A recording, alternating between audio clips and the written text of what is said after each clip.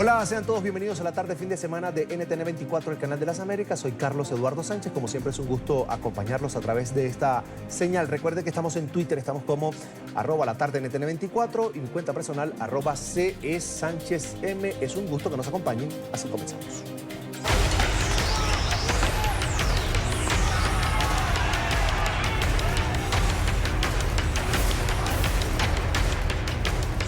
Llega desde los Estados Unidos a la ciudad fronteriza de Cúcuta, en el nororiente de Colombia, el segundo paquete de asistencia humanitaria para el pueblo de Venezuela. Los suministros incluyen kits de higiene y productos nutricionales. NTN 24 está en el lugar de la noticia con nuestro periodista Jorman Leal. Jorman, buena tarde. Hola, ¿qué tal? Buenas tardes, los saludamos desde el Aeropuerto Internacional Camilo Daza, aquí en la ciudad de Cúcuta. Pues ya llegó el segundo avión de ayuda humanitaria. En este momento estamos viendo a Lester Toledo, quien es el vocero, pues obviamente, de este movimiento, pues encargados del presidente interino Juan Guaidó. Pero ahorita nos acompaña José Manuel Olivares, quien es el diputado venezolano, quienes hacen parte de toda esta ayuda humanitaria. Ya llegan esas ayudas, ya se hizo la rueda de prensa, conclusiones, ¿y qué van a pasar con esas ayudas humanitarias? Bueno, aquí tienes un primer avión, allá puedes ver en vivo cómo acaba de llegar el segundo avión, en minutos debe llegar el tercer avión con ayuda humanitaria. Insisto, estos aviones vienen cargados de soluciones, de esperanza, de alimentos. Acabamos de hacer la verificación formal con las autoridades de Colombia, de Estados Unidos, de la OEA y nosotros representantes de la Asamblea Nacional de Venezuela y del gobierno del presidente Juan Guaidó, de ver la calidad, lo que ha llegado y cómo esto va a ser trasladado de manera segura al puente de Tienditas, y a partir de ahí seguirán llegando consecutivamente más ayuda, esperando y organizando todo para el próximo 23 de febrero que ingresaremos a Venezuela. Bueno, se ha dicho por parte de los delegados del gobierno de Estados Unidos que estas ayudas humanitarias, pues ya que se consta, son precisamente para el pueblo venezolano, que no están contaminadas, y que esas declaraciones que se han dado son absurdas.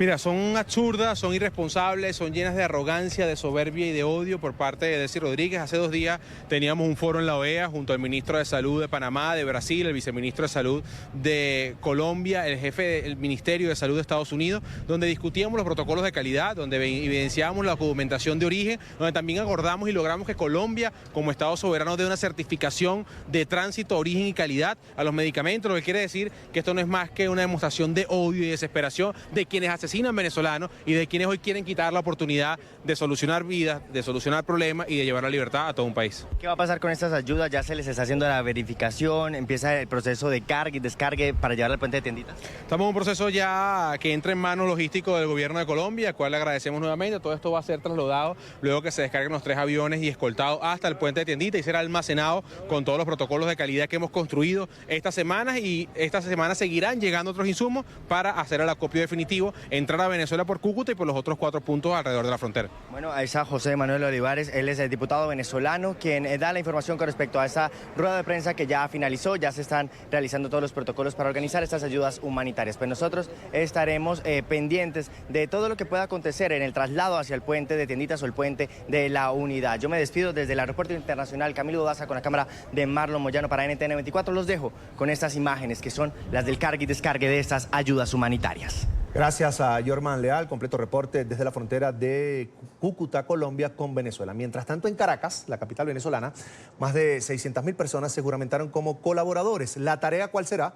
Garantizar la llegada de la comida, de las medicinas, de la ayuda humanitaria. Por eso quiero darle la bienvenida a esta hora a mi primera invitada. Es la locutora venezolana, ya la veo en pantalla, Verónica Gómez, quien forma parte precisamente de esta iniciativa llamada Voluntarios por Venezuela. Vero, una muy buena tarde, bienvenida a NTN 24. Buenas tardes, Carlos. Muchas gracias a ti por estar pendiente de todo lo que pasa en Venezuela. Es un gusto, como siempre, por supuesto. Verónica, 600.000 personas que dicen, aquí estoy, yo quiero hacer algo por Venezuela. Eso es lo que yo llamaría una banda, pero de personas buenas. Cuéntame de la iniciativa, cuéntame cómo surgió todo y de la respuesta, además del venezolano, que siempre está allí por una buena causa. Bueno, hoy tuvimos ese acto de juramentación como voluntarios. Los voluntarios básicamente se registran en una página. Creo que los ciudadanos, la sociedad civil organizada está buscando la manera de apoyar, de ver qué puedo hacer, cómo aportar. Y esta fue la manera que, pues, Voluntarios por Venezuela le hemos dado a los venezolanos esa manera de aportar. ¿Cómo aportan? Bueno, primero siendo voceros, ¿no? De qué es ser voluntario, de que la ayuda humanitaria va a llegar a Venezuela el próximo sábado, de que necesitamos estar pendientes de eso, de que necesitamos, pues, además estar pendientes de que llegue a las personas correctas, de que llegue a las personas más vulnerables. Ahorita, Carlos, tenemos a más de 300.000 personas muy vulnerables que necesitan esa ayuda humanitaria ya. O sea, la vida de esas 300.000 personas dependen de que esta ayuda humanitaria llegue a Venezuela. Y a esos son a los que tiene que llegar en la primera fase. En el acto de hoy es conocer a las ONG, conocer a las iglesias, a las personas que van a estar encargadas de hacer llegar esa ayuda humanitaria que viene, si Dios quiere, este 23 de febrero. Verónica, yo quiero ser reiterativo con esto, o vamos a parecer reiterativo con esto, pero yo quisiera que le pusieras un ejemplo, solo un ejemplo, a nuestra audiencia de cuál es la necesidad que hay, por ejemplo, en los pacientes renales, en los pacientes crónicos que no tienen tratamiento, gente que se está muriendo de hambre, que está desnutrida porque ni siquiera tiene para una sola comida en Venezuela, porque para el régimen de Nicolás Maduro esto sigue siendo un show, una estrategia del imperio norteamericano para invadir Venezuela. Volvamos a hablar de eso.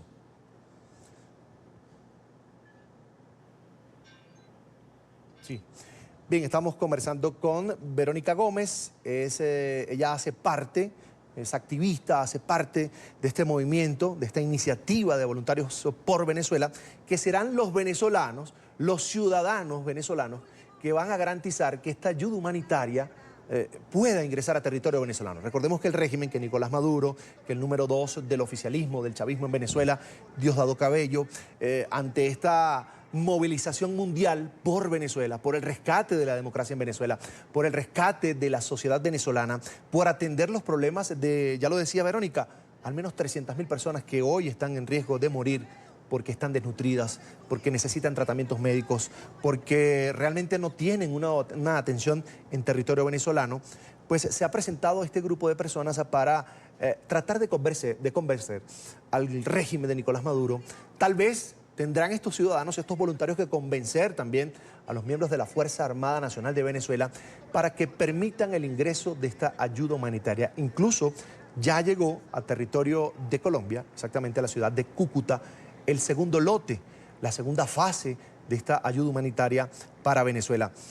Verónica, te decía que fuéramos reiterativos con esto de la necesidad que hay en Venezuela. Enfermos crónicos, enfermos renales, gente que no tiene tratamiento, gente que está desnutrida, gente que está en riesgo de morir porque no tiene ni para una media comida al día, porque el régimen de Nicolás Maduro insiste en decir que esto es un show del imperio para invadir Venezuela. Vamos a poner por lo menos 1 o 2 ejemplos que tú hayas visto en Venezuela.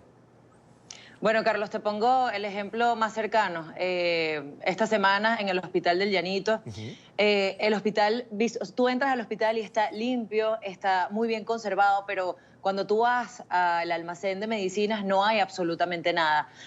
No hay ni siquiera guantes. Cada vez son menos los quirófanos que tenemos.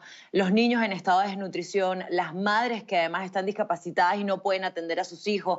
En Venezuela, a donde tú salgas, Carlos, vas a ver gente comer de las calles, gente que tiene accidentes o que ha sido víctima de la inseguridad. Por ejemplo, hoy había un señor de nombre Roger, recibió 4 disparos, 4 impactos de bala en 2017 y este señor todavía no ha podido ser operado porque no hay la forma de operarla.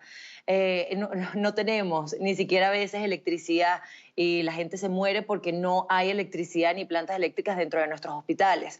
Esto es una realidad que vivimos los venezolanos y entre más vulnerables y entre menos recursos económicos tenga la gente, pues es mucho más difícil. Los pacientes oncológicos no tienen los tratamientos necesarios. Mi hermana tuvo cáncer hace un año y su tratamiento viene desde Colombia. Hay que hacer el esfuerzo para ir, buscar el tratamiento, pero para nosotros es la única manera de garantizar que ella pueda realizarlo. Y esa es la realidad de todos los venezolanos, pero no todos tenemos la oportunidad de viajar al país vecino para buscar aquellas cosas.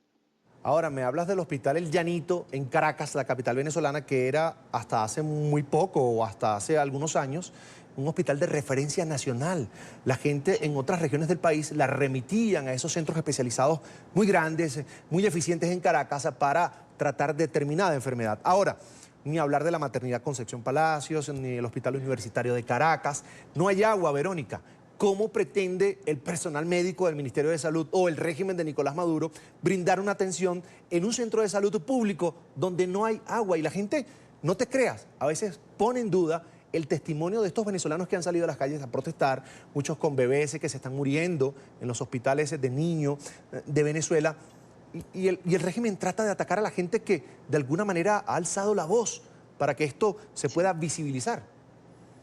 Sí, nos pasa a diario a quienes hacemos vida en los medios de comunicación de tratar de denunciar la verdad y las realidades que pasan en Venezuela, pues se ha vuelto cuesta arriba. Carlos, a nosotros pues nos prohíben un montón de cosas en los medios de comunicación en los que trabajamos, incluso hablar de Guaidó como el presidente interino, así de controlados están los medios de comunicación, incluso los privados en Venezuela. Pero la manera de hacerlo es a través de nuestras redes sociales, siendo este voluntariado. Hoy le decía a la gente en la tarima, ¿cómo pueden aportar ustedes? ¿Cómo pueden colaborar ustedes? Bueno, siendo voceros de esto, replicándolo, registrando a tu vecino, a tu familiar, a tu mamá, a tu papá, que de pronto no tienen un teléfono inteligente, registrándolos. ¿Por qué? Porque los voluntarios somos los que tenemos que ver que la ayuda humanitaria realmente llega a las personas más afectadas, que sea un proceso transparente. Esa es nuestra primera misión en este voluntariado, que la ayuda llegue primero a los más necesitados, a las madres, a los niños desnutridos. Tenemos prioridades porque esta es la primera fase y no podemos ayudar a todo el mundo. Sabemos que todos hemos sido víctimas de esta crisis, pero la realidad es que hay gente que está mucho más necesitada y que las horas, los minutos cuentan para que esta gente pueda sobrevivir. Verónica, te voy a pedir que te quedes con nosotros o vamos a escuchar un reporte de nuestro periodista en Caracas, Oliver Fernández, que tiene el resumen de lo que ocurrió hoy precisamente con la juramentación de estos 600.000 voluntarios. Allí estuvo el presidente encargado de Venezuela, el presidente interino de Venezuela, Juan Guaidó. Oliver nos envió este siguiente reporte. Amigos de la tarde, gracias por este contacto. El presidente encargado de Venezuela, Juan Guaidó, ofreció una ruta clara de lo que será la entrada de la ayuda humanitaria el próximo 23 de febrero. Veamos el siguiente informe. La sede del diario El Nacional fue el escenario para recibir a los voluntarios dispuestos a darlo todo por la ayuda humanitaria. Ya son casi 600.000 en todo el país. Así fueron juramentados. Voluntarios, juramos defender la Constitución, comprometernos a que ingrese la ayuda humanitaria, comprometernos a distribuir la ayuda humanitaria, pero sobre todo juramos lograr el cese de la usurpación, el gobierno de transición y las elecciones libres. Dios los bendiga, contamos con ustedes. Claro que se puede. El espacio se quedó pequeño, miles de ciudadanos no pudieron ingresar al recinto, sin embargo, todos comprometidos con el país. O sea, estamos hartos de hacer cola para comer, de poder comer nada más lenteja y caraota porque es lo único que uno puede pagar, de haber perdido calidad de vida, haber perdido la vida, o sea, mi mamá se está muriendo. ¿Por qué? Porque tienen que operarla a corazón abierto y no tenemos para operarla. El presidente encargado de Venezuela, Juan Guaidó, ofreció la ruta para buscar la tan anhelada ayuda humanitaria. Los voluntarios se organizarán en caravanas y brigadas para trasladarse a los puntos fronterizos del país. Pero nos vamos a organizar en brigadas, aprovechando además la noble colaboración del Sindicato de Transporte que nos dijeron, miren, y ustedes lo saben, mira, no tenemos unidades casi operativas, nos faltan cauchos, baterías, pero tenemos voluntad. Y las poquitas unidades que tenemos a disposición, las vamos a poner a disposición del voluntariado y las brigadas voluntarias para ir al sitio donde tengamos que ir. Reiteró el llamado a la Fuerza Armada Nacional Bolivariana a que se coloquen del lado de los más necesitados y no de aquellos que han empobrecido a la nación. Soldado venezolano, coronel, mayor, teniente coronel, capitán, teniente, capitán de navío, capitán de fragata, capitán de corbeta, teniente de fragata, teniente de corbeta, alférez mayor, soldado. ¿Con qué cara quieres mirar a tu familia? ¿Con la cara y el orgullo de que ayudaste a que ingresara, que apoyaste el movimiento más grande, noble y pacífico en la historia de Venezuela, o con la vergüenza de apoyar a un usurpador que ya se le acabó el tiempo? Aprovechó la oportunidad para agradecer a Colombia y a su presidente por brindar sus espacios como centros de acopio.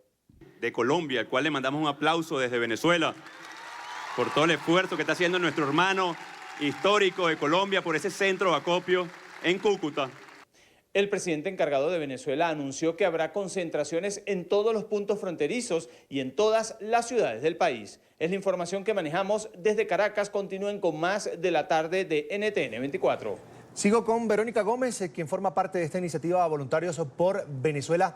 Verónica, háblame de la cara de la gente, la emoción que yo vi en esas imágenes, de la gente que estando allí bajo el sol, tal vez con obligaciones, tal vez no tenía comida en la casa, pero se fue a ese punto de Caracas para tomar juramento, para comprometerse con Venezuela. Yo vi mucha gente emocionada. Sí, creo que todos estamos emocionados. Acá donde me ves estoy bajo una capa de maquillaje porque me insolé, porque como bien lo dices, el sol de verdad hoy fue inclemente, pero ahí estuvimos durante 3 horas tratando de poner nuestro granito de arena. Como ciudadanos siempre nos preguntamos qué podemos hacer y cada vez que nos convocan a la calle, cada vez que nos piden algo, esa es nuestra manera de aportar y por eso lo hicimos. La emoción de estar ahí, la emoción de saber que hay un plan, Carlos, la emoción de saber que además la ayuda humanitaria está a una semana de entrar a Venezuela, que todo el mundo tiene los ojos puestos en nuestro país, que hay una estructura, que de verdad hay un montón de gente trabajando por esto. Hoy hablábamos de los comedores de Alimenta la Solidaridad, son más de 7.000 chamos que comen en esos comedores todos los días. O sea, los ciudadanos venezolanos hemos hecho el trabajo que el gobierno ha decidido no hacer durante años. Y esta no es la excepción. Acá está el presidente interino haciendo el trabajo, ayudando a los más necesitados y estamos muy emocionados de poder ser parte de eso. ¿Poder ser parte cómo? Bueno, algunos irán a la frontera, algunos transportarán, pero otros vamos a ser parte de ONGs, nos vamos a sumar a fundaciones, a organizaciones que ya tienen todo su plan y allí cuando nos necesiten vamos a estar estos casi 600.000 que nos hemos registrado en el voluntariado y estamos esperando ser 1 millón de aquí al sábado que viene. Verónica, tú dices, tenemos un presidente encargado, un presidente, se llama Juan Guaidó, además un presidente que desde fuera de Venezuela se ve con mucho pueblo, Verónica. Sí, lo tiene. La gente se emociona cuando ve al presidente Guaidó. Es impresionante, la verdad es que yo no soy muy de idealizar a políticos, pero te confieso y les confieso a tus televidentes que hoy cuando lo veía tan de cerca, pues se me erizaba la piel, porque además entra con una música y la gente se abarrota, ¿sabes? Para poderse tomar una foto, para poder tocarlo. Devolvió Juan Guaidó, el presidente encargado, la esperanza, Carlos, que muchos venezolanos habíamos perdido. Yo creo que el año pasado nosotros nos resignamos a que íbamos a vivir en una dictadura por muchos años más. Y este año tenemos no solo la esperanza, sino la certeza de que no hay vuelta atrás. Verónica, hay algo a destacar en medio de toda esta jornada que viene viviendo Venezuela y es la lección aprendida para los partidos políticos, todos remando en una sola causa, Venezuela, la ayuda humanitaria, la transición y el retorno de la democracia al país. No sé si compartes esta opinión conmigo también. Totalmente. Sí. Ver la unidad, ver a todos los políticos, a todos nuestros líderes juntos trabajando y eso, remando en la misma dirección. Eso es lo que hemos necesitado en Venezuela desde hace muchos años. Y sumado a eso, tener un plan, dejar la improvisación a un lado, dejar el, bueno, vamos a la calle y vemos qué pasa. No, acá hay un plan. Y cada vez que salimos y cada vez que el presidente Guaidó da un mensaje, tú entiendes que tienes una tarea y que tienes un día al que estás esperando. Este próximo día para nosotros es el sábado 23, el presidente ya lo anunció hoy, va a haber movilizaciones en todo el país esperando que entre la ayuda humanitaria. Y los ojos del mundo sabemos que van a estar en Venezuela y de verdad yo agradezco profundamente al gobierno colombiano, a toda la gente en Colombia porque han estado ahí y los sentimos hermanos como siempre hemos sido y los sentimos cercanos y de verdad creo que por primera vez en mucho tiempo sentimos que no estamos solos. Es Verónica Gómez, forma parte de esta iniciativa Voluntarios por Venezuela, locutora venezolana, conocidísima, por supuesto, todo el mundo la sigue en Venezuela y en Caracas. Te agradezco, por supuesto, todo el éxito del mundo, que todo salga bien por el bien de nuestros hermanos venezolanos. Gracias, Verónica. Gracias a ti, un abrazo.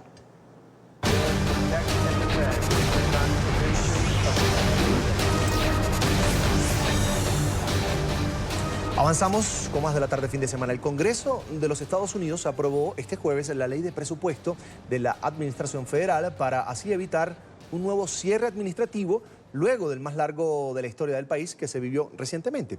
El paquete incluye un monto de $1.375 millones para la construcción del polémico muro en la frontera con México, una suma muy inferior a los 5.700 millones que el mandatario republicano solicitaba al órgano legislativo.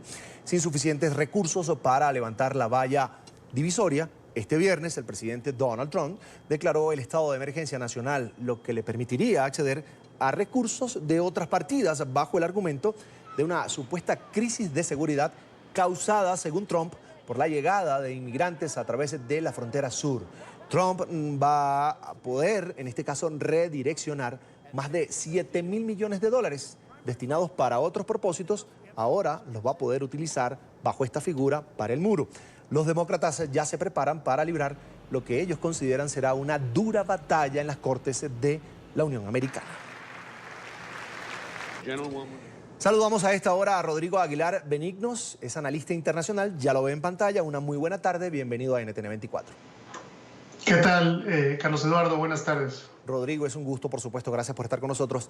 Esta crisis de seguridad por cuenta de la llamada o de la llegada, en este caso, de migrantes a la frontera de la que tanto habla el presidente Donald Trump, ¿en realidad justifica un estado de emergencia en los Estados Unidos? ¿Cómo la ves tú? Por supuesto que no, Carlos Eduardo. La situación en la frontera sur con México no es, digamos, una situación que genere un estado de emergencia. Como se considera un estado de emergencia en Estados Unidos y la misma ley, la misma Constitución lo prevé y le da facultades legales al presidente constitucionales para declarar un estado de emergencia, pues es ante situaciones que amenacen la salud o la seguridad de los ciudadanos de Estados Unidos y que ninguna ley permita precisamente afrontar una crisis pues que vaya en contra de esto, de la salud y de la seguridad de los ciudadanos americanos. No es el caso. El mismo presidente Trump, a la hora de declarar esta situación de emergencia, reconoció que él no necesariamente tenía que hacerlo.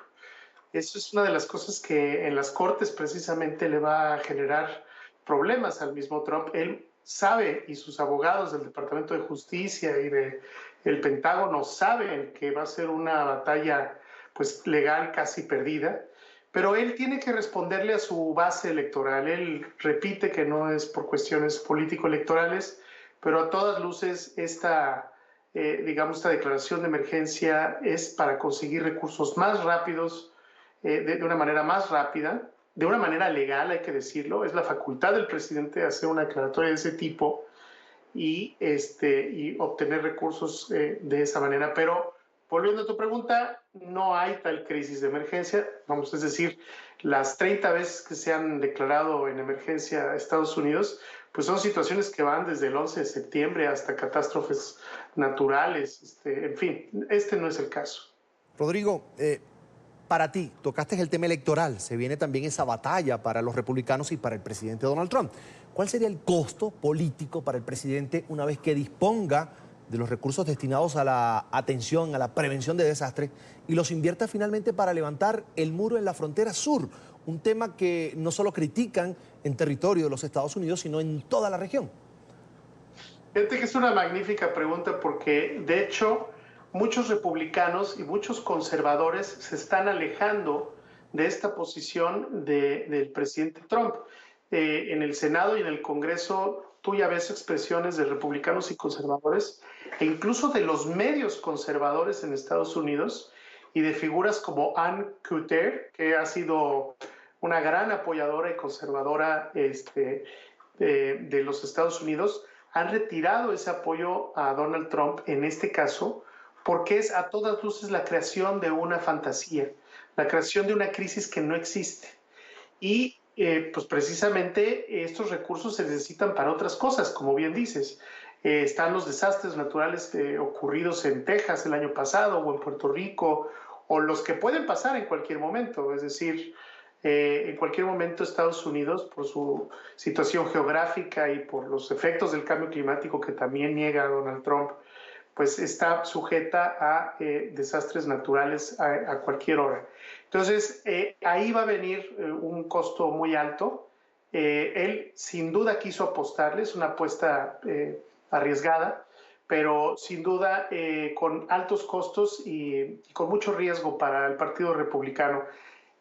Vamos a ver, el Partido Demócrata tampoco lo veo pues tremendamente activo como oposición, hay que decirlo, yo no lo veo así, no lo he visto los últimos 2 años realmente articulando una oposición inteligente. Quizá ahora tienen más notoriedad con Nancy Pelosi como la Speaker of the House o como el líder de la mayoría demócrata en el Congreso. Tienen más notoriedad y creo que todo este debate del presupuesto y del fondeo para el muro, sin duda los demócratas ganaron un poco de terreno y credibilidad. Pero sin duda van a haber todavía más batallas de aquí al 2020.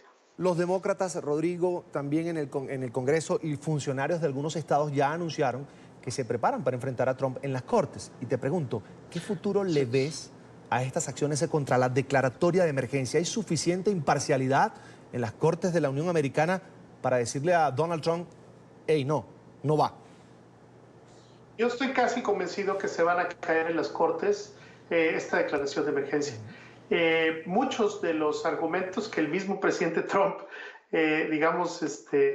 dijo el viernes, pues van a ser utilizados en contra de él en las Cortes. Es decir, ¿cómo declaras un estado de emergencia cuando tú mismo dices que no lo necesitabas declarar?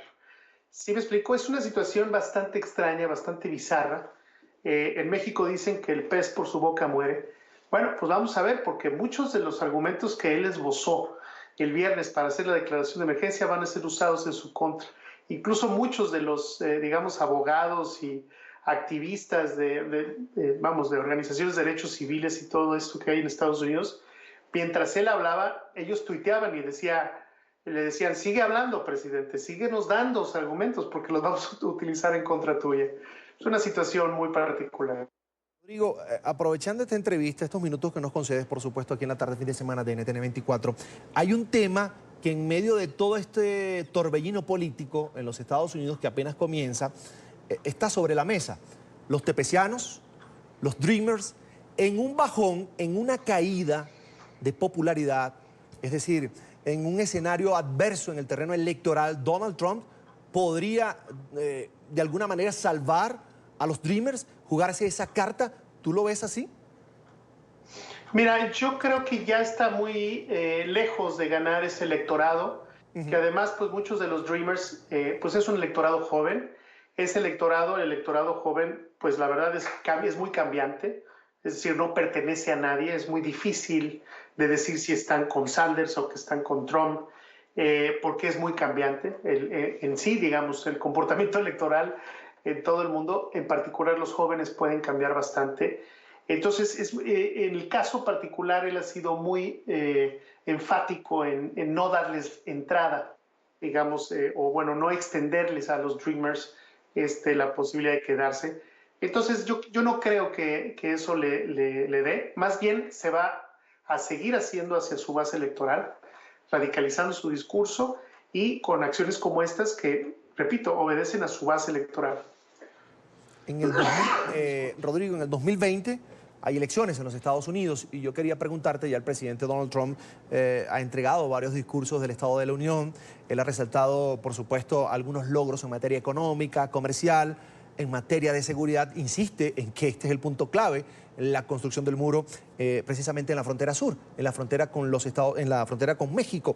Ahora, quería preguntarte porque me decías hace segundos también que no ves cohesionado a los demócratas. Y yo quería preguntarte, ¿por qué crees que todavía, cuando ya deberían tener figuras, hay una lista de candidatos o precandidatos a las primarias muy extensa? Es decir, será muy difícil en un año formar, moldear, preparar y posesionar, en este caso, a una figura para combatir a Donald Trump. Mira, es una muy buena pregunta. Yo pienso que sigue siendo un poco prematuro para ver digamos, si esta caída estrepitosa de Trump o no. A final de cuentas es un presidente que tiene el 42% de aprobación, cuando vemos presidentes como Merkel, que trae el 45%, o Macron, que está abajo de los 30%, pues no son niveles de aprobación, digamos, malos, en particular para un presidente que ha hecho lo que ha hecho, en términos de digamos, declaraciones polémicas, de romper acuerdos, de guerras comerciales, de estridencias, todo lo que sabemos ya de Trump y que es público. Entonces, por un lado, es un movimiento que encabeza Trump de conservadores, bastante activo y bastante identificado, que puede dar la lucha para la reelección y no está perdido. O sea, yo lo pondría en la mesa. Por otro lado, yo, repito, no veo, digamos, a los demócratas articulando, no en función a una persona, Carlos Eduardo, no en función si va a ser un candidato, una Michelle Obama o Joe Biden o una de las 6 mujeres que ya se están precandidateando, no, sino más bien el discurso ha sido muy poco, digamos, claro y contundente hacia los estadounidenses. Yo te pongo un ejemplo. Creo que ellos están perdidos en el tema del debate político, cuando mucho de la agenda o de las guerras, digamos, que trae Trump de manera discursiva, pues son culturales. Tiene que ver con posiciones respecto al Islam, respecto a si se hincan o no los jugadores de la NFL, hacia los mexicanos y los migrantes. O sea, tiene que ver con la apropiación cultural o no. Y mucho de ese discurso ahí es donde patinan todavía los demócratas, porque si te fijas, quienes apoyan a los demócratas son las ciudades, son los centros urbanos y algunos centros suburbanos, pero las comunidades rurales y lo que le llaman, digamos, el corazón de Estados Unidos, mucha de esa gente sigue apoyando a Trump. Y es lo que también vamos a ver en las elecciones todo este año en distintas partes del mundo, Sudáfrica, Tailandia, India. Hay una guerra, digamos, por decirlo así, ideológica, cultural, entre las zonas rurales y las zonas urbanas. Y ahí también se manifiesta en los Estados Unidos, no es la excepción. Ya estamos de vuelta. México se ha convertido en uno de los países más peligrosos para ejercer el periodismo. Informar sobre vías deterioradas o la mala gestión de un alcalde podría costarle la vida a un comunicador. Es por ello que organizaciones como Reporteros Sin Fronteras, Artículo 19 y la Oficina del Alto Comisionado de las Naciones Unidas para los Derechos Humanos solicitaron al gobierno de Andrés Manuel López Obrador frenar la violencia contra los periodistas mexicanos, que en el año 2018 cobró la vida de 12 comunicadores y en lo que va de este año 2019 ya suma 2 víctimas mortales. El más reciente asesinato se registró el pasado 9 de febrero. Se trató del locutor Jesús Ramos Rodríguez, quien fue atacado en un restaurante en Tabasco y recibió 8 balazos. El periodista de 59 años era el titular de un programa de radio desde hacía 20 años. El otro asesinato se registró en enero, cuando el cuerpo del periodista Rafael Murúa Manríquez, de 34 años, se fue hallado con signos de tortura en el estado de Baja California Sur. Murúa había recibido desde el año 2017 diversas amenazas de muerte relacionadas precisamente con su trabajo periodístico. Los estados más peligrosos para ejercer el periodismo en México son Veracruz, Tamaulipas, Guerrero, Coahuila o Chihuahua en este caso y Oaxaca. Para hablar de este tema quiero saludar a Sebastián Salamanca, oficial de protección y defensa de la organización Artículo 19, que trabaja precisamente en defensa de la libertad de expresión en México. Señor Salamanca, gracias por atendernos. Bienvenido a NTN 24. Muchas gracias, Carlos. Un saludo a ti y a toda tu audiencia. Bienvenido, es un gusto. Los periodistas en México desde hace mucho tiempo vienen trabajando, por supuesto, y conviven además en medio del peligro, de la violencia. Le pregunto a usted, ¿qué los hace tan vulnerables? Bueno, mira, efectivamente México atraviesa por un periodo de violencia generalizada contra la libertad de expresión. Este periodo inició principalmente como consecuencia de la declaración de la guerra contra el narcotráfico del presidente Felipe Calderón por allá hace aproximadamente 10 años. la violencia contra la libertad de expresión en México no es un fenómeno demasiado antiguo como se podría creer, es demasiado reciente y está relacionado puntualmente con las políticas, o fue iniciado como consecuencia de estas políticas agresivas de la llamada guerra contra las drogas, que han tenido como consecuencia el homicidio, el asesinato de cientos de periodistas mexicanos que investigaban principalmente asuntos de corrupción y de narcotráfico. ¿Qué los hace vulnerables? Que el Estado no los protege, que el Estado no tiene políticas efectivas, integrales, que prevengan la violencia, que protejan a los periodistas y que procuren justicia una vez han sucedido crímenes contra ellos. Sebastián, precisamente de eso quería hablar. Es decir, que el gobierno mexicano no estaría, en este caso, garantizando medidas de seguridad mínimas para el trabajo, para los periodistas. En efecto, México cuenta con un mecanismo de protección a periodistas y a personas defensoras de derechos humanos. Sin embargo, y si bien es cierto, este mecanismo fue creado no por decisión voluntaria del propio Estado mexicano, sino por la enorme presión internacional y de la sociedad civil para que el Estado se viera obligado a crear este mecanismo para proteger a sus periodistas y a sus defensores y defensoras. Este mecanismo es absolutamente insuficiente y tiene unos problemas estructurales que hacen que no esté cumpliendo con sus funciones y que se requieran ajustes urgentes que permitan que efectivamente las personas en este país puedan ejercer su oficio de la prensa de manera libre y sin temor a represalias, y que defensores y defensoras de derechos humanos puedan hacer sus denuncias, puedan promover sus debates sobre temas de opinión pública sin temor a ser asesinados, como está sucediendo actualmente. Ahora, como oficial de protección de artículo 19, ¿qué diferencias ves en las políticas de seguridad para periodistas que se implementaron durante el gobierno de Enrique Peña Nieto y ahora durante el gobierno reciente, por supuesto, de Andrés Manuel López Obrador? Mira, el periodo de Enrique Peña Nieto fue absolutamente nefasto para el periodismo mexicano. Artículo 19 documentó durante el sexenio de Peña Nieto el homicidio de 47 periodistas, lo que es una cifra absolutamente escandalosa, únicamente comparable con países como Siria, con países como Afganistán, que están en conflictos armados permanentes. Y es una cifra absolutamente inaceptable para un país que se considere democrático, que celebra elecciones libres, que es miembro de la OEA, que es miembro del Sistema Interamericano de Derechos Humanos. Es verdaderamente vergonzoso y completamente inaceptable. Ahora bien, con la llegada del periodo de Andrés Manuel López Obrador, distintos sectores de la sociedad civil tenían mucha esperanza de que este gobierno va a tener una respuesta concreta, una respuesta contundente y una respuesta donde realmente el Estado actuara con vigor para contrarrestar la violencia contra el periodismo en México. Sin embargo, esto no ha sucedido. Y si bien es cierto, todavía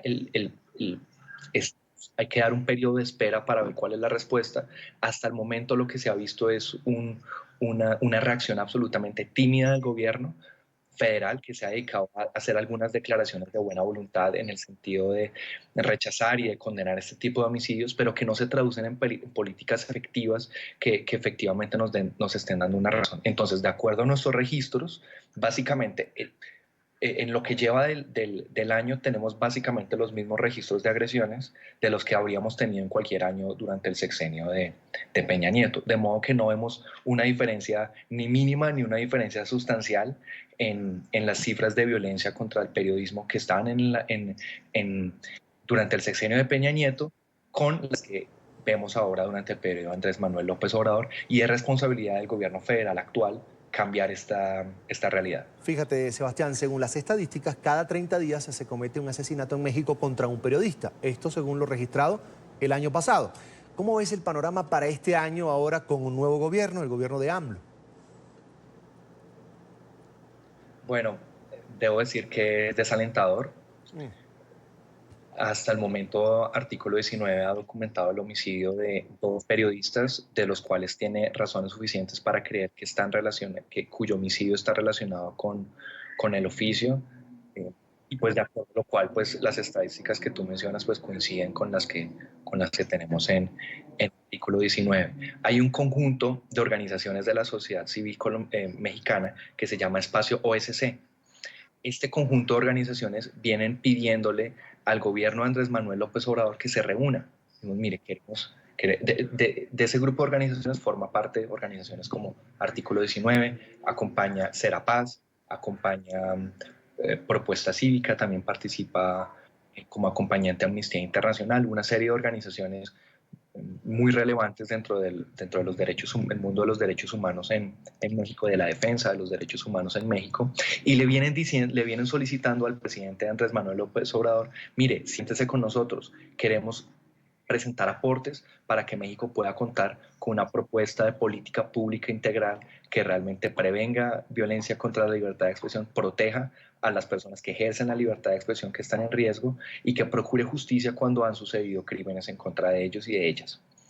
Sin embargo, hasta el momento no hemos encontrado una respuesta del gobierno federal, una voluntad de sentarse con nosotros a escuchar qué es lo que tiene la sociedad civil, y esto es absolutamente preocupante en un gobierno que pregona ser democrático, que pregona escuchar a la sociedad civil, que dice promover los derechos humanos y que de alguna manera se propuso abrir la agenda de la profundización de la democracia en México, pero pues necesitamos que esta situación pase del discurso y se convierta en la práctica, y es absolutamente indispensable conocer cuál es la agenda del gobierno para contrarrestar este fenómeno contra la libertad de expresión, y lo que vemos hasta el momento es el más absoluto silencio. Sí, otro tema que preocupa, la censura que ejercen grupos violentos, grupos al margen de la ley, del narcotráfico, que amedrentan a los periodistas.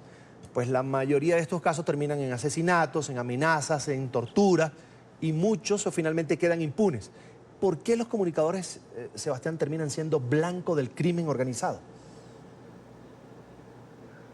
Sí, y adicionalmente a lo que mencionas está el tema de los secuestros, ¿no? En donde es bien sabido que una táctica del narcotráfico en México es secuestrar periodistas y obligarlos por fuerza de ese acto a que silencien su trabajo. Entonces tenemos estructuras de narcotráfico asociadas con las más altas esferas del poder público en México, bien sea a nivel de fuerzas de seguridad del Estado, bien sea a nivel de las estructuras del Ejecutivo de cada uno de los estados mexicanos, o en diversas entidades de orden en el sector privado. Y lo que estamos viendo es un fenómeno de cooptación del narcotráfico del Estado mexicano, que se traduce en violencia contra el periodismo que reporta sobre esta situación y que está investigando estos hechos y que los está dando a conocer a la sociedad. Entonces, ahí es donde tenemos el gran dilema, puesto que el Estado, quien debería investigar y sancionar este tipo de situaciones, está siendo a su vez atrapado, cooptado, si se quiere, las estructuras de poder criminal se están apoderando del Estado mexicano. Y ahí es donde necesitamos una respuesta mucho más contundente, y repito, del Ejecutivo para hacer frente a esta problemática, ¿no? Y sin duda alguna, no se puede entender el fenómeno de la violencia contra la libertad de expresión en México si no se entiende el fenómeno de la cooptación del Estado mexicano por parte del narcotráfico, porque ambos fenómenos van absolutamente de la mano y caminan en paralelo a lo largo de todos los últimos 15 años de la historia de este país. Sebastián, una última consulta. Si un periodista recibe amenazas, ¿qué debe hacer? ¿Qué recomiendas tú? Bueno, la primera invitación que nosotros realizamos es a que contacten al Artículo 19. Nosotros con el mayor gusto documentamos el caso y proveemos asesoría. Podemos establecer una ruta de acción sobre posibles acciones que se puedan tomar, ¿no? También recomendamos, a pesar de sus enormes falencias, recomendamos acudir al mecanismo de protección. Si bien es cierto, sabemos que el mecanismo tiene grandes fallas, creemos que es mejor que dentro del Estado mexicano exista un mecanismo a que no exista. Entonces creemos que con el acompañamiento adecuado, con asesoría jurídica, con visibilización, con el respaldo de organizaciones de la sociedad civil, con el respaldo del gremio periodístico, con el respaldo de organizaciones que promueven los derechos humanos, y con la voluntad y la templanza que han demostrado durante décadas los y las periodistas de México, creemos que es posible hacer frente a las agresiones contra la prensa y prevenir y evitar evitar la censura y creemos que es posible continuar ejerciendo el oficio periodístico en México aún en este contexto tan difícil. Entonces la invitación es a no censurarnos, el llamado es a no silenciarnos, sino a encontrar las rutas, los caminos y los apoyos que nos permitan ejercer la libertad de expresión y el periodismo en México. Bien, ese es Sebastián Salamanca, oficial de protección y defensa de la organización Artículo 19. Gracias por acompañarnos, como siempre, aquí en NTN 24. Gracias, Sebastián. Muchas gracias a ti y un saludo muy fuerte para toda la audiencia de NTN 24. Buenas tardes. Por su parte, la delegación de la Unión Europea, precisamente allí en México, exhortó a las autoridades a investigar y localizar a los responsables del asesinato del periodista Jesús Ramos, así como también desplegar todos los esfuerzos posibles y llevar a cabo una investigación expedita y transparente con el fin de identificar y juzgar a los responsables. A través de un comunicado, el bloque europeo pidió que no haya zonas de silencio en México donde ningún periodista o defensor de los derechos humanos se atreva a trabajar e instó al gobierno a reforzar los mecanismos de protección para estas personas. Y a esta hora vamos a cambiar de tema. Refugiarse en una iglesia en Maryland, Estados Unidos, es la única opción que le queda a Rosa Gutiérrez López, una indocumentada salvadoreña que recibió la orden de abandonar el país el pasado 10 de diciembre. Ella encarna el más reciente caso de santuario conocido públicamente en el país. El informe es de nuestra cadena aliada, La Voz de América. En la Iglesia Universalista Unitaria de Cedar Lane es una típica mañana de domingo. Los fieles llegan para escuchar el mensaje progresista de la iglesia y los llamamientos a ayudar a los necesitados, especialmente la mujer salvadoreña indocumentada que vive aquí en el santuario. Esta iglesia es la última esperanza de Rosa Gutiérrez López. Yo tengo fe de que primeramente mi Dios, yo me voy a quedar acá para pelear, para estar con mis hijos, más que todo. Tengo un niño especial con síndrome Down, que él tiene muchos especialistas. Recibida oficialmente en una ceremonia en la iglesia a mediados de diciembre, Rosa buscó refugio después de que las autoridades federales le ordenaron abandonar el país.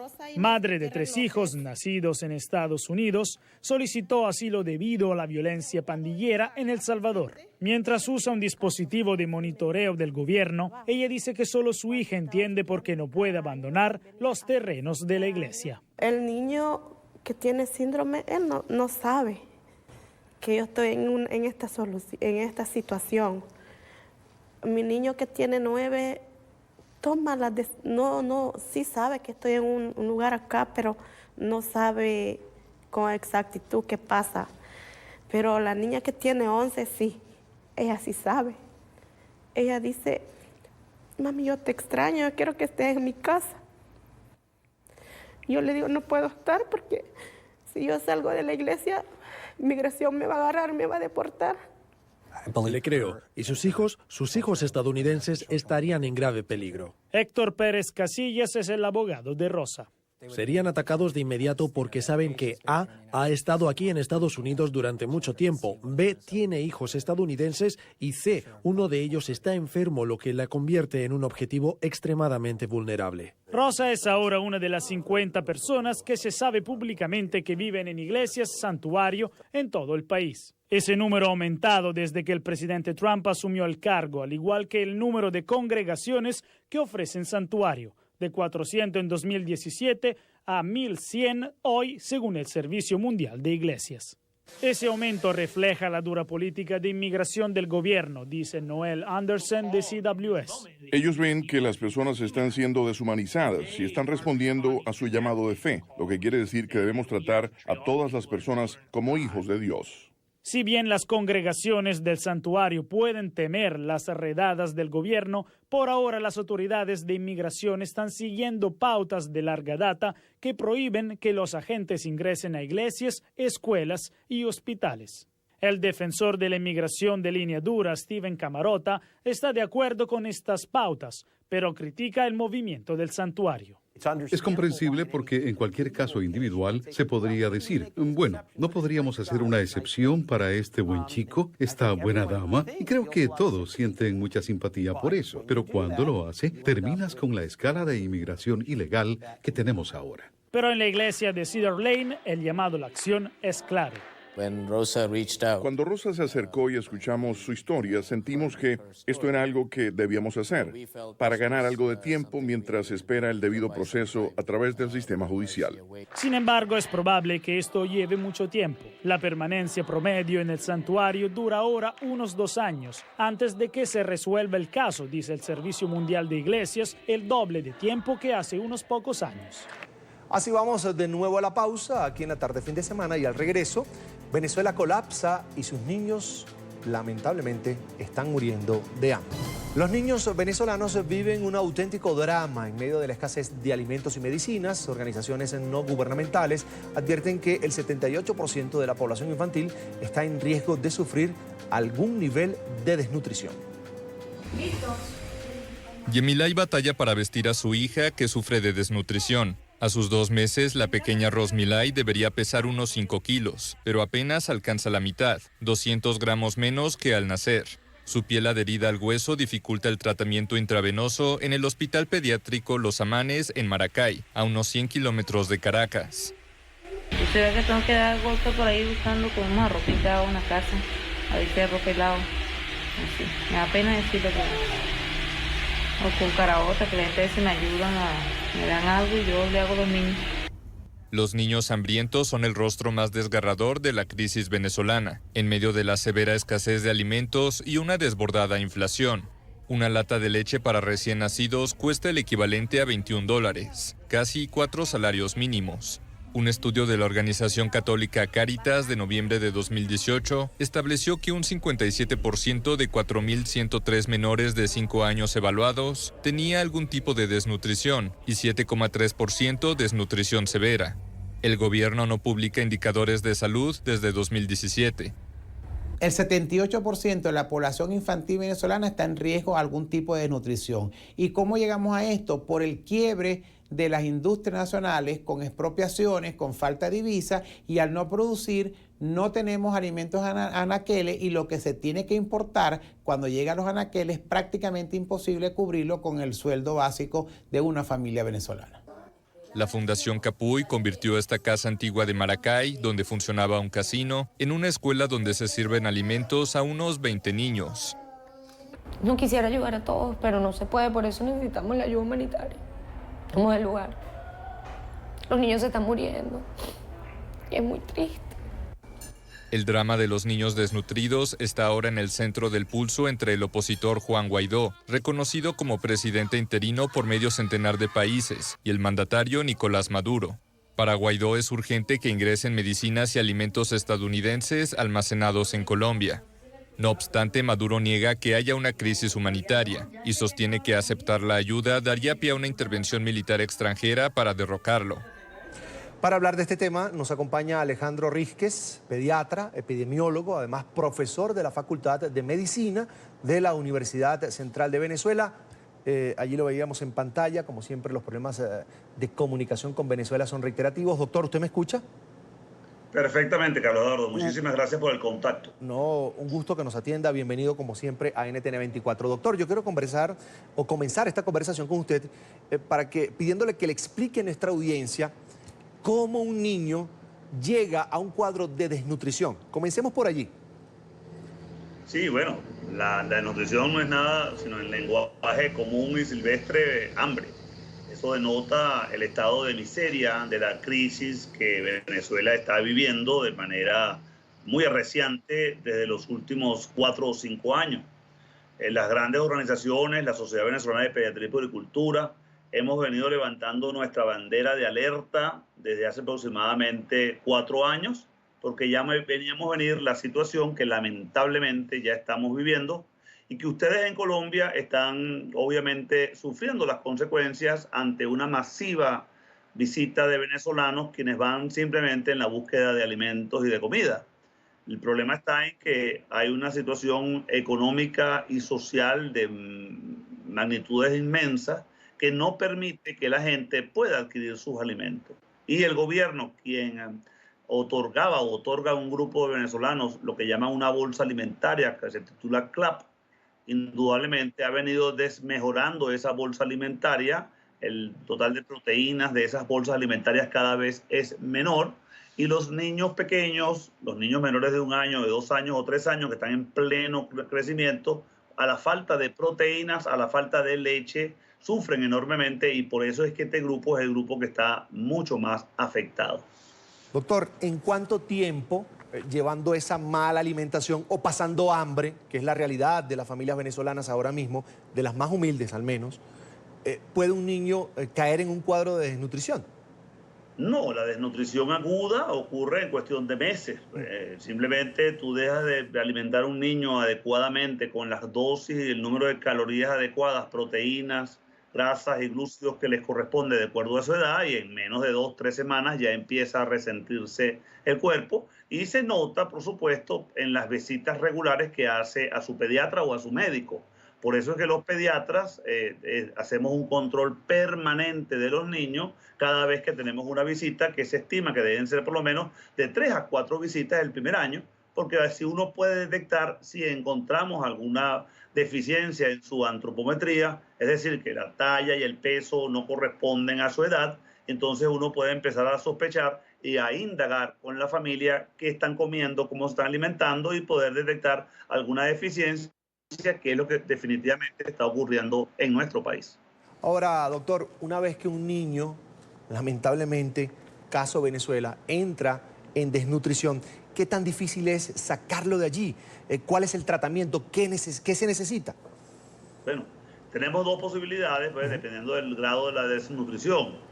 Tenemos la desnutrición severa y la desnutrición moderada, requieren un abordaje integral con un equipo multidisciplinario que obviamente va a requerir también insumos especiales, fórmulas infantiles y otro tipo de insumos minerales y que requieren una atención especial.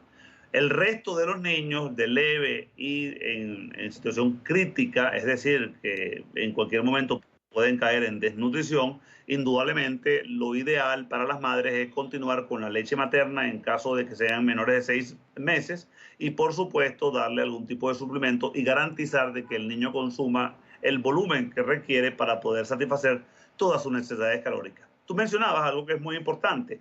Los primeros 1000 días de un niño, es decir, los primeros 3 años de vida, son fundamentales porque los déficits nutricionales durante ese periodo no solamente repercuten en el crecimiento físico del niño, sino que además repercuten en el crecimiento psicológico y mental. El niño va a perder, si no consigue la cantidad de proteínas y calorías requeridas durante ese periodo, va a quedar en un problema de un mal desarrollo cognitivo e intelectual, que es el que explica por qué muchas veces llegan los niños pequeños a nuestras escuelas y tenemos niños que tienen grandes dificultades para poder asimilar los conocimientos y compartir con el resto de los niños que sí han tenido una buena nutrición. Si el niño es muy pequeño, se desnutre, no come bien, tiene problemas más adelante. ¿Es así?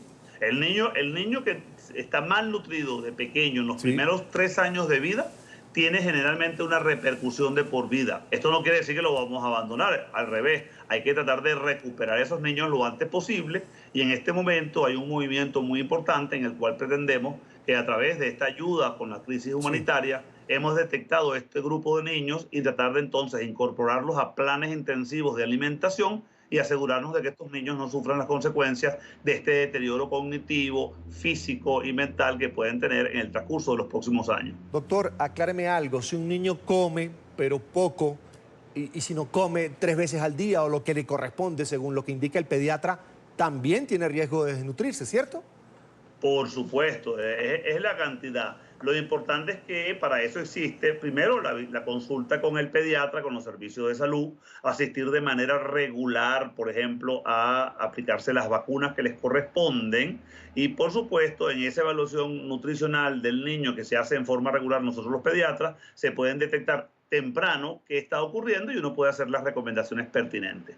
En los primeros 6 meses sí te recuerdo que lo fundamental, que eso es para Venezuela, para Colombia, para todos los lugares del mundo, con darle la lactancia materna a plenitud es suficiente para mantener al niño en buenas condiciones y bien nutrido.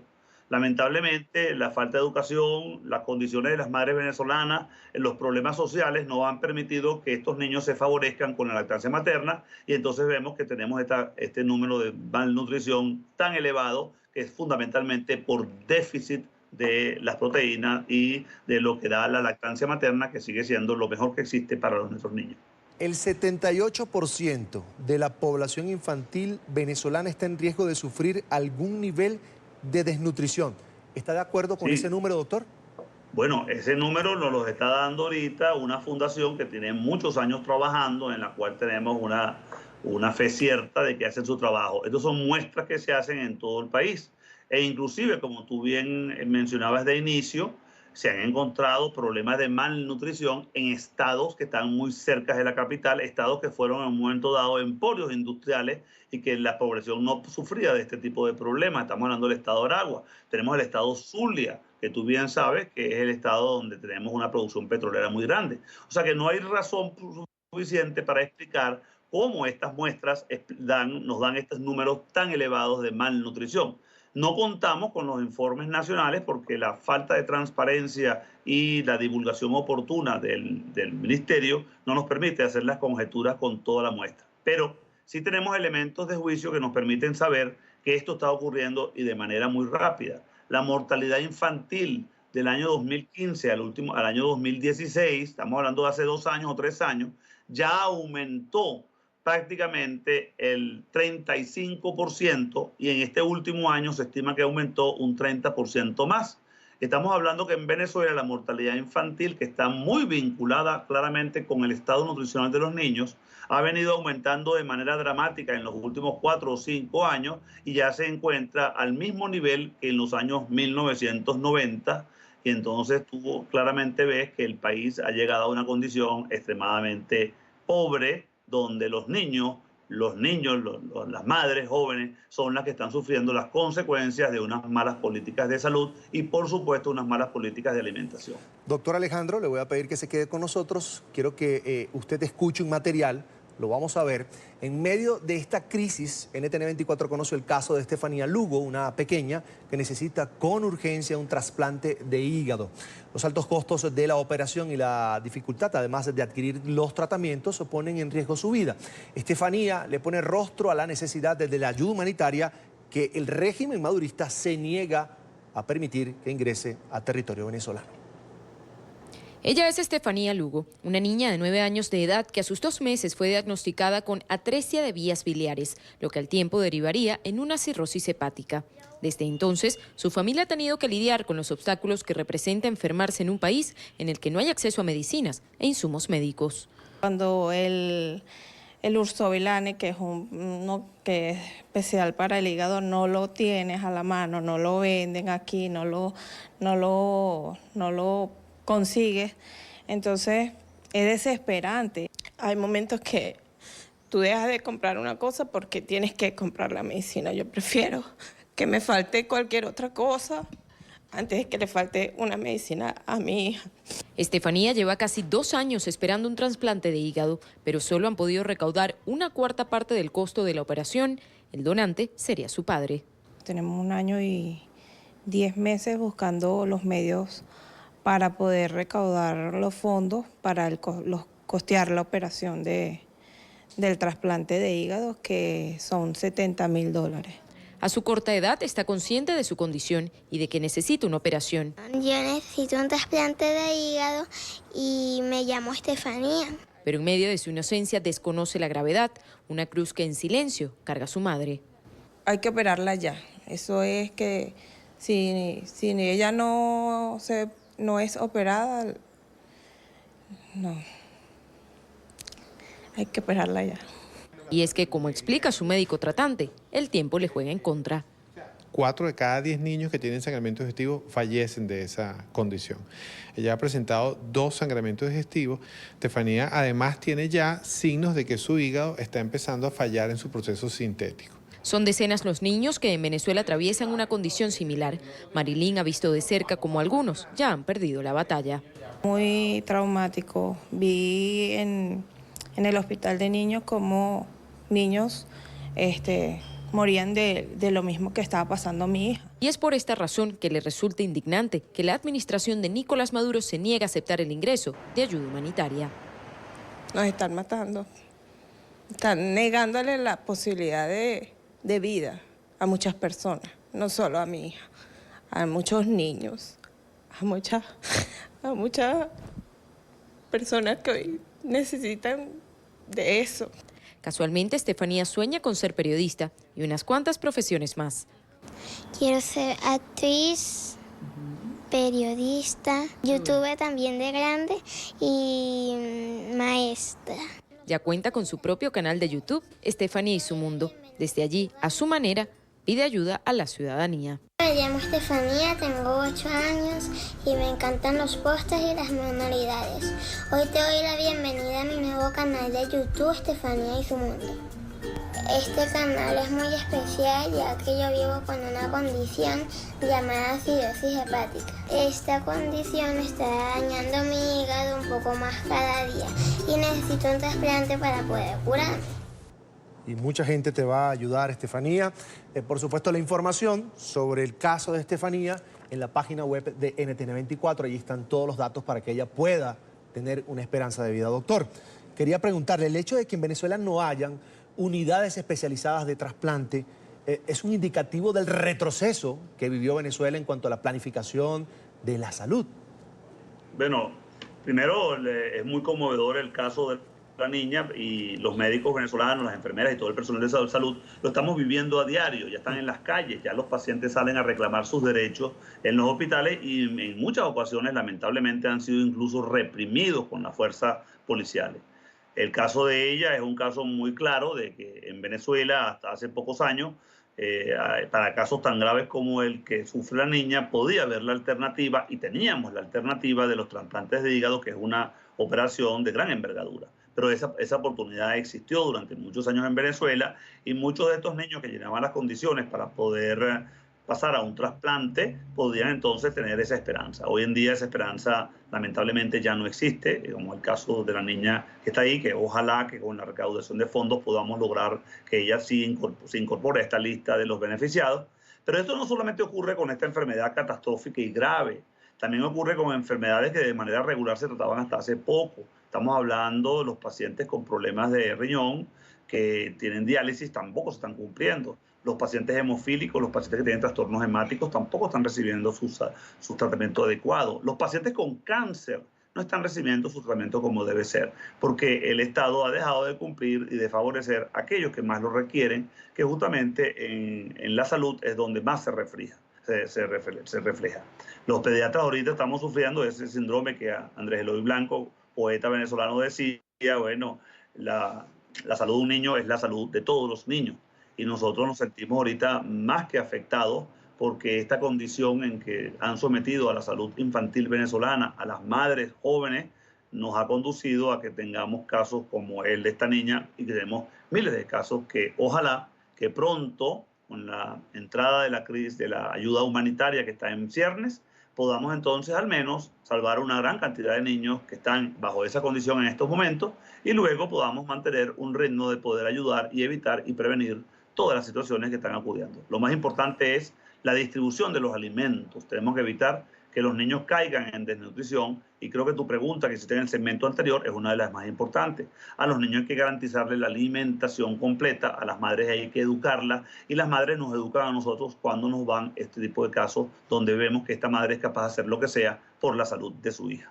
Doctor, hoy hay esperanza, hay una ayuda humanitaria en las fronteras con Venezuela, hay la voluntad de 600.000 venezolanos que hoy se juramentaron para ser acompañantes, para ser voluntarios para que esta ayuda humanitaria pueda ingresar al país. Y eso es lo importante. Yo creo que los venezolanos, todos debemos aferrarnos a esa esperanza de que va a entrar la ayuda humanitaria y de que muchísimas personas, como la niña que acabamos de ver, Estefanía, van a recibir tratamiento, van a recibir ayuda y podrán salvar sus vidas. Quiero agradecer al doctor Alejandro Rísquez, pediatra, epidemiólogo, profesor además de la Facultad de Medicina de la gran reconocida Universidad Central de Venezuela. Doctor, fue un gusto conversar con usted.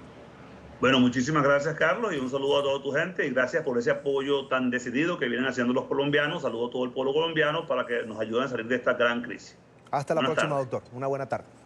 Y no cesa la persecución en Venezuela. La ONG Foro Penal Venezolano informó que a 989 ascendió la cifra de presos políticos tras las detenciones de los últimos días. La mayor parte de estos detenidos son civiles, con 904, de los cuales 11 son adolescentes y 8 son miembros de los pueblos indígenas. Integrantes del mundo militar de varios rangos, pues con 85 completan el total de los encarcelados. Y hablando de presos políticos, este mes se cumplieron 6 meses de la detención del diputado a la Asamblea Nacional por el Estado Táchira, Juan Requesens. Durante todo este tiempo, el dirigente del partido Primero Justicia no ha sido presentado ante los tribunales. Así lo aseguró su hermana Rafaela Requesens, quien señaló que con su encarcelamiento el régimen de Nicolás Maduro pretendía callar su voz. Para el próximo 22 de febrero se tiene previsto que se lleve a cabo la audiencia preliminar en contra del parlamentario. Recordemos que Requesens es acusado por el régimen venezolano de estar implicado en el supuesto atentado frustrado a Nicolás Maduro el pasado mes de agosto en la avenida Bolívar de Caracas. Quiero saludar a esta hora a Juan Guillermo Requesens, es el padre del diputado Juan Requesens. Allí lo ve en pantalla. Bienvenido a la tarde fin de semana. Buenas tardes, Carlos. Un gran abrazo y mi eterno agradecimiento en nombre no solamente de mi hijo, el diputado Juan Requesens, que está secuestrado en el helicoide, sino en nombre del pueblo venezolano por ese apoyo que nos han dado. Doctor, con gusto, bienvenido, por supuesto. Después de 6 meses de detención arbitraria, ¿cómo se encuentra su hijo? Fuerte, con convicción, hace, como siempre he dicho, sus 3 comidas, mucho ejercicio, está escribiendo, leyendo mucho, y está fuerte en su convicción de que él es inocente, de que tenemos que seguir luchando en la calle, apoyando y dándole un voto de confianza y el espaldarazo a Guaidó y a la Asamblea, que primero es la crisis país y después de él, que no nos salgamos de ahí, que él está fuerte y que él va a salir de allí cuando salga a trabajar por Venezuela. La última vez que pudo hablar con su hijo, ¿qué le dijo él y qué le dijo usted? Fue el jueves de la semana pasada, tenían 3 semanas, suspendían las visitas a todos los presos y habilitaron una visita miércoles en 2 grupos, miércoles y jueves. La semana pasada, 1h30. Mandó ese mensaje de mucha fortaleza, que él está consciente, está muy claro en que vamos por el camino correcto, que esto es cuestión de tiempo y que él va a aguantar el tiempo que sea necesario para salir de esta gente y salir de esta pesadilla, para salir a trabajar por Venezuela. Y si Juan está fuerte, nosotros estamos fuertes. Dígame algo, señor Requesens, ¿el proceso judicial ha avanzado algo? No ha avanzado, se le ha suspendido la audiencia el 18 de diciembre y el 24 de enero. Está fijada para el viernes 22. Obviamente continuamos con la violación de su debido proceso. Acuérdense que este es un bodrio judicial desde su comienzo hasta el tiempo que va corriendo y que esto más es un problema político. Doctor, los hijos de Juan Requesens, sus nietos, son muy pequeños. ¿Qué les dicen ustedes cuando preguntan por su padre? ¿Cómo han enfrentado este momento como familia? Adriano, que tiene 1 año y 4 meses, no entiende de esto, pero su niña, que es muy pegada con él, que tiene 3 años, sí pregunta constantemente. A ella se le ha dicho que su padre está en una misión secreta. Vino en diciembre, la semana que viene, si están regularizadas las visitas, van a venir a visitarlo otra vez. Y ella está pendiente de su papá. Ella tú le preguntas y dice que está en una misión secreta y que ella quiere que se vaya a Maduro para poder compartir con su papá. Así mismo lo dijo. Usted como padre, ¿en algún momento ha sentido temor por la vida de sus hijos, los dos, Manuela y Juan, involucrados en la política, en la lucha por un cambio, por el retorno de la democracia a Venezuela? Sentimos temor, temores sentimos todos. Lo que pasa es que tenemos fortaleza, creemos en la protección de Dios, de que estamos en el lado correcto de la historia y que la lucha que estamos librando es justa. Sí, cómo no, tememos. Yo en lo particular me preguntan si tengo miedo. Yo no puedo tener miedo cuando tengo un hijo secuestrado, con todos los riesgos que implica, y con una hija que está en la calle constantemente luchando por el país. Entonces, ¿qué miedo puedo sentir yo? Más bien me siento más fuerte, con ganas de luchar más, acompañando a mis hijos en la empresa que ellos han escogido, que es luchar por la Venezuela que queremos. ¿Usted, su familia, ha podido conversar con el presidente encargado Juan Guaidó sobre el caso de Juan Requesens? Mira, nosotros estamos conscientes que Juan Guaidó, nuestro tocayo y hermano, está bastante ocupado en sus lides digamos, cumpliendo con la responsabilidad histórica que le tocó. Hemos conversado en pocas ocasiones, cuando nos hemos encontrado en las manifestaciones, en la asamblea, y bueno, él nos ha dado siempre el voto de apoyo de que Juan debe salir para unirse a ellos, a la reconstrucción y a trabajar por el país. Señor Juan, ¿a qué instancias internacionales han llevado el caso de su hijo, el diputado Juan Requesens? Esto está a nivel de la Corte Interamericana de los Derechos Humanos, está a nivel del Parlamento, de UNASUR, está a nivel del Parlamento Europeo, de la Cámara Europea, a la Corte Penal Internacional, que el abogado François Simeré se encargó de introducir el caso hace como ya casi un mes de Juan en la Corte Penal Internacional. De manera que se han tocado todas las instancias. Doctor Requesens, ¿cuál es el mensaje de la familia de Juan Requesens al régimen de Nicolás Maduro? El régimen de Nicolás Maduro, bueno, que llegó la hora de que se vayan porque Venezuela quiere un cambio. El pueblo venezolano lo ha manifestado en las últimas acciones de calles pacíficas y constitucionales. Está ávido y sediento de libertad. Tienen que irse, que se apeguen a la ley de amnistía, pero que también esta ley de amnistía está limitada por el artículo 29 de la Constitución, donde los crímenes de lesa humanidad no están incluidos allí. Tienen chance de irse ahora, pero de que se tienen que ir por el bienestar de los venezolanos para reconstruir la Venezuela que todos queremos, libre, con justicia, con paz, en democracia. Ese es Juan Guillermo Requesens, padre del diputado venezolano Juan Requesens. Gracias por estar con nosotros aquí esta tarde en NTN 24. Gracias a ustedes, gracias Carlos, un abrazo a todos, se les quiere y nos seguimos viendo, porque ahora es cuando queda lucha. Tenemos que seguir luchando bajo la bendición, el cuidado, la protección de Dios, el Todopoderoso, y que es el que tiene la verdad absoluta. Gracias, doctor. Una buena tarde.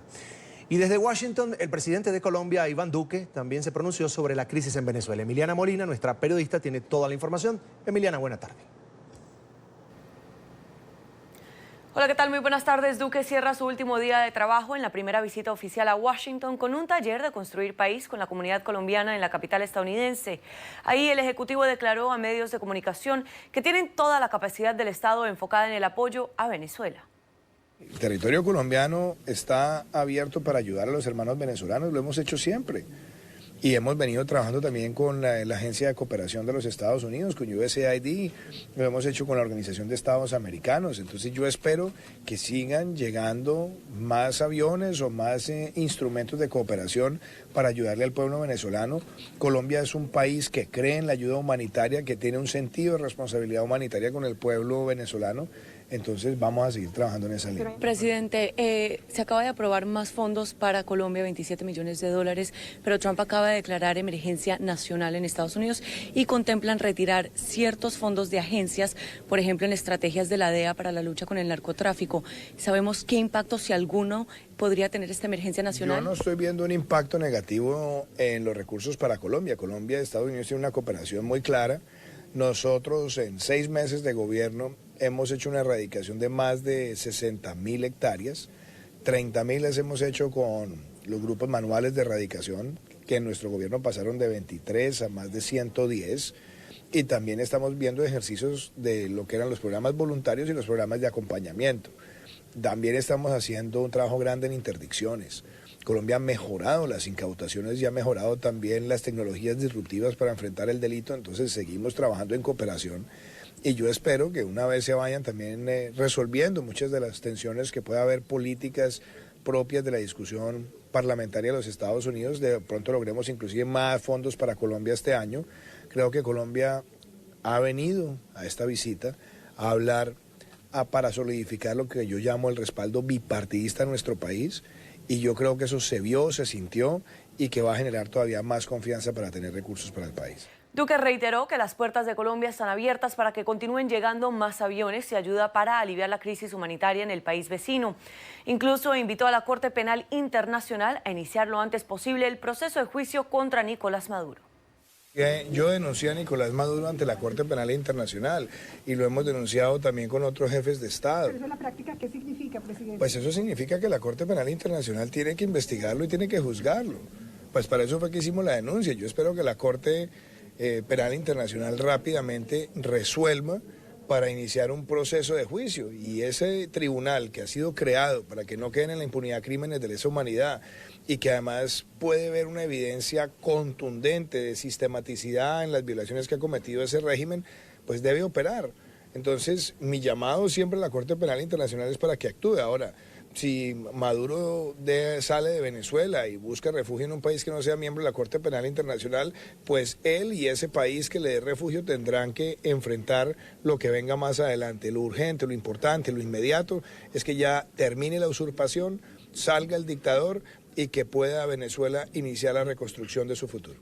En la mañana el presidente visitó el monumento de la Guerra de Corea, donde participó el Batallón Colombia. Con una ofrenda floral recordaron el heroísmo de los combatientes colombianos que atendieron el llamado de la Organización de Naciones Unidas hace más de 60 años. De hecho, Colombia fue el único país en América Latina que envió soldados a luchar en apoyo a Corea del Sur. Desde Washington, Emiliana Molina, regreso al Centro Internacional de Noticias. Emiliana, gracias. Buena tarde. Desde Múnich, en Alemania, donde tiene lugar la mayor conferencia de seguridad en el mundo, el vicepresidente estadounidense Mike Pence urgió a la Unión Europea a reconocer a Juan Guaidó. Dijo que es el único presidente legítimo de Venezuela. Juliana González, corresponsal política de nuestra cadena asociada Deutsche Welle, nos trae toda la información. Juliana. Buenas tardes, Carlos. El día de hoy fue el de los discursos más esperados. Por un lado estuvo el de la canciller Angela Merkel, que fue además ovacionado, en el cual ella apeló a la cooperación internacional como la única herramienta posible para afrontar las amenazas globales en temas de seguridad. El otro fue del vicepresidente estadounidense Mike Pence, quien fue enfático en calificar la importancia de cooperar en un tema específico, el de Venezuela. Calificó a Nicolás Maduro de dictador y añadió que Maduro tenía que abandonar el poder. Aquí le pidió a la Unión Europea, de cara a la reunión este lunes, que en bloque reconozca a Guaidó como único presidente legítimo de Venezuela. Escuchemos las palabras de Mike Pence. Es hora de que el resto del mundo dé un paso al frente. Una vez más, el viejo mundo puede apoyar a la libertad en el nuevo mundo. Hoy pedimos a la Unión Europea que dé un paso al frente por la libertad y reconozca a Juan Guaidó como el único presidente legítimo de Venezuela. Durante este evento, también algunos países como España afirmaron que no están a favor de una intervención militar en Venezuela, sino de unas elecciones presidenciales libres. Y es por eso que piensan enviar una misión electoral para apoyar a Guaidó con los preparativos. Escuchemos aquí la intervención del ministro español de Relaciones Exteriores, Josep Borrell.